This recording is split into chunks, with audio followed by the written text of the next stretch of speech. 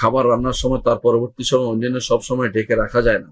যতটুকু জানি খাবার খোলা রাখলে শয়তান এসে খায়, সেই খাবার খেলে পেটে সমস্যা নানা অসুবিধা হয়। এই অবস্থায় কিভাবে খাবার খেতে হবে? খাবার রান্নার সময় পরবর্তী সময় ঢেকে রাখতে হবে, এবং বাধ্যতামূলক তো কিছু নেই। ঢেকে রাখলে সুবিধা হচ্ছে একটা, ময়লা পড়বে না, পোকামাকড় পড়বে না, এবং সেটা একটা হাদিসে আছে ঢেকে রাখার কথাও আছে। তোমাদের ঘুমানোর আগে তোমাদের এয়ার সময় ঢেকে রাখো, সেটা বলা হয়েছে। কারণ পোকামাকড় করতে পারে, ফোয়াইশাক ফাসেক যেগুলো আছে, টিকটিকি হইতে শুরু করে ইঁদুর সবাই ঢুকতে পারে, সেজন্য শুধু ঢেকে রাখতে হয়।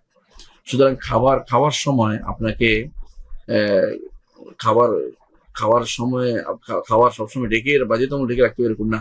যদি দেখেন যে গরম আছে, তাড়াতাড়ি ঠান্ডা করা দরকার, আপনি খোলা রাখবেন, কিন্তু সাবধানে থাকবেন যাতে করে এখানে ক্ষতিকর কোনো প্রাণী মুখ না দেয়, বা ক্ষতিকর কোনো প্রাণী সেখানে না বসে, যেমন মাছি, মশা বা ক্ষতিকর প্রাণী আরশোলা ইত্যাদি এসব যদি টিকটিকি এসব যদি কোনো সেখানে পেশাব না করে দেয়, সমস্যা আপনি বুঝতে পারবেন সেটা। সেই হিসাবে আপনি যতক্ষণ দরকার খোলা রাখতে পারবেন। এটা খোলা রাখলে খাইলেই শয়তান এসে খেয়ে যায়, আর খাবার খেলে পেটে অসুবিধা, এটা হাদিস দ্বারা সাব্যস্ত জিনিস, এটা বাস্তব সম্মত। অনেক সময় মনে করা হয় এটা মানুষের যে অভিজ্ঞতা থেকে, যে খোলা খাবার খেলে পেট খারাপ হয়, এটা সাধারণ মানুষ অভিজ্ঞতা থেকে বলে, কারণ সেখানে বিভিন্ন ব্যাকটেরিয়া তৈরি হয়, বা ভাইরাস দ্বারা আক্রান্ত হতে পারে, সেজন্য সেটা হয়ে থাকে। সুতরাং যতটুকু পারেন ততটুকু আপনি করবেন। এটাতে খাবার খোলা রাখলেই যে গুনাহ হয়ে যাবে, বা শয়তান খেয়ে ফেলবে, বা অসুস্থ হয়ে যাবে, এরকম না। এটা হতেও পারে, নাও হতে পারে। সুতরাং আপনি চেষ্টা করবেন যতটুকু ঢাকনা খাওয়ার সময় তো খুলতেই হবে, খাওয়ার সময় খুলেই খেতে হবে, কারণ নাহলে খাবেন কি করে?